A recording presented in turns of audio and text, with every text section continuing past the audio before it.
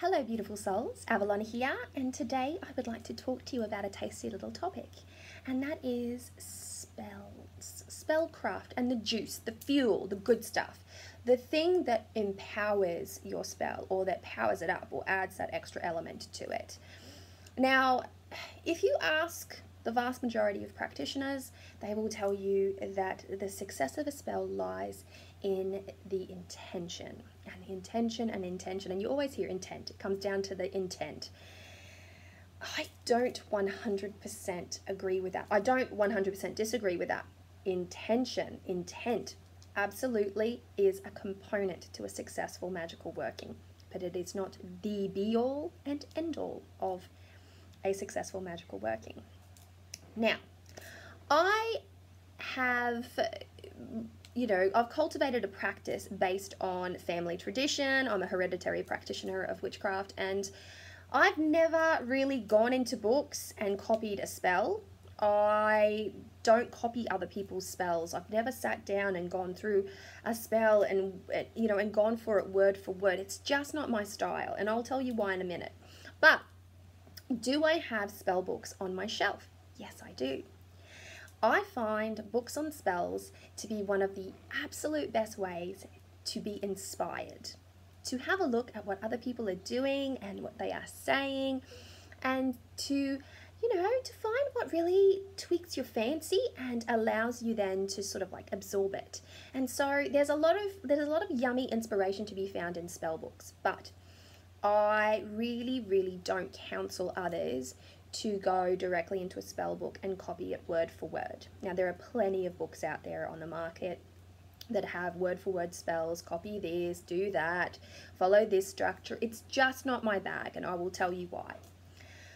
When I am inspired to do a spell, it's because it comes from my guides, my gods, my ancestors. It comes from that divine inspiration that I receive. It's Arwen. It's a sacred moment. Witchcraft to me is part art, part science, part religious practice.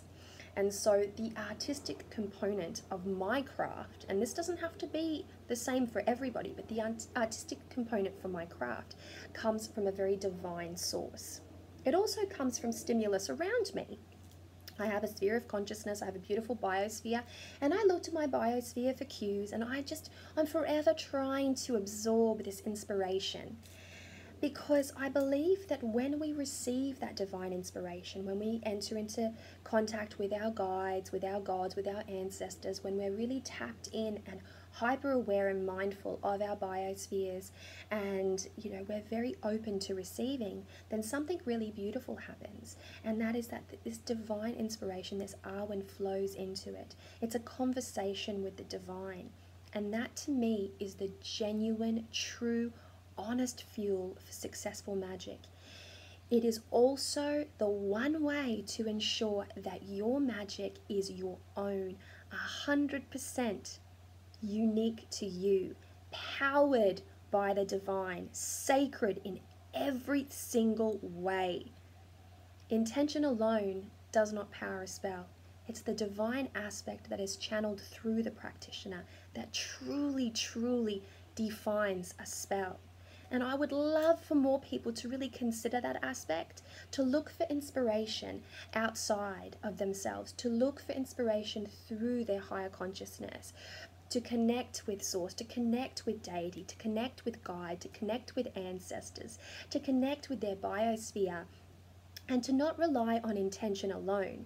Intention gives you clarity, it gives you direction, but the juice, the fuel, the good stuff, the yummy center, that is divine. That's magic. That's truly divine, sacred flow. And that is the one thing that will fuel, propel, carry forth, out into the ethers, spark. That's what will spark your spell. And it is something that is genuinely beautiful and felt in the moment and unique to the individual. Covens experience this as well. My coven and we get together and we come up with these beautiful inspired ideas for group workings, and they are very unique And it's because they are so unique that they are so special. And once they have been effectively applied or turned into what they are destined to be, they are sent out into the universe, they are grounded in some form, bound and released in such a beautiful way, then there is this sense of completion and this sense of peace and this sense of pride and honor in that sacred flow, in what has transpired. It's not intention alone. It is something more than that. I like to think of witches as channels for the divine. I like to think that we are the middle ground. We are the hedge. We're the hedge walkers. We're the weavers. We're the magicians, the creators of our realities. And to do that, we have a foot in the world of spirit and we have a foot in the world of man. And by being there on that hedge, forever walking on that hedge in a way, or on that line, on that boundary, if you will, we're much more open to receive that divine, sacred inspiration that is absolutely essential, in my opinion, in my very, very humble opinion, folks. You do not have to agree with me on this, but this is 100% my belief, my unique belief. Others may agree, others may disagree, but this is mine and my belief to have, and it is my right to have this belief. And I believe it heart and soul. I believe this with all of my heart and all of my soul. That, when we are tapped into that divine, when we make space for the divine, then we receive what divine gifts are destined for us through our own efforts, our own processes, our own daily practices, our own personal workings. And that really is the magic that fuels a spell. And that is exactly what will help to make a spell very successful. And that's about it, folks. That's really what I wanted to say. I know that it can be very difficult, especially if you are new to the craft. You will go into bookstores and you'll have conversations with people and you'll see that there are these spells lined out for you, and it's very easy to copy a spell, and this is not to say that you won't have success copying that spell, but you will know the difference when the time comes,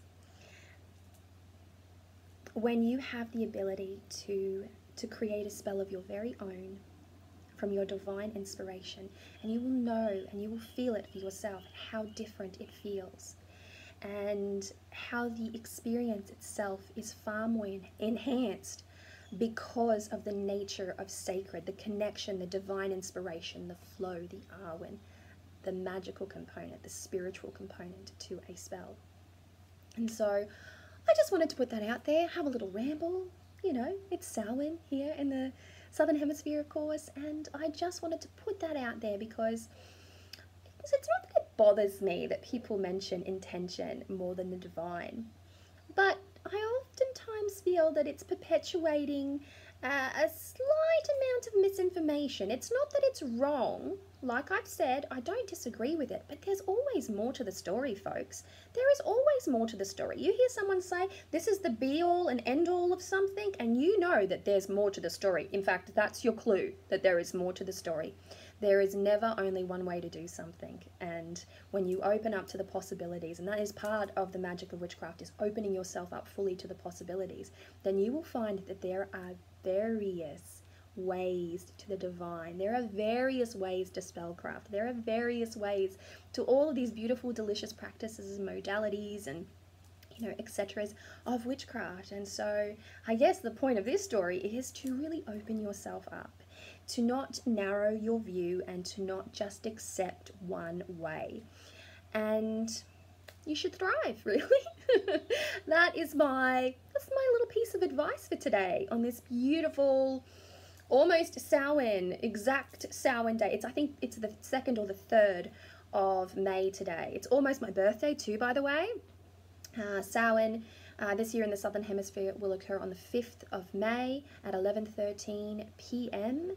And so that's very close to the witching hour, folks. I don't know about you, but I'm going to be in ritual. So outdoor, delicious, tasty ritual. And it's going to be fabulous. So If you are in my neck of the woods, around my area, in the Southern Hemisphere, then I'm wishing you so much love and so much magic on this beautiful Samhain. And if you are in Beltane, then enhance that primal, wild, great right energy and celebrate it in full force. Much love, many blessings.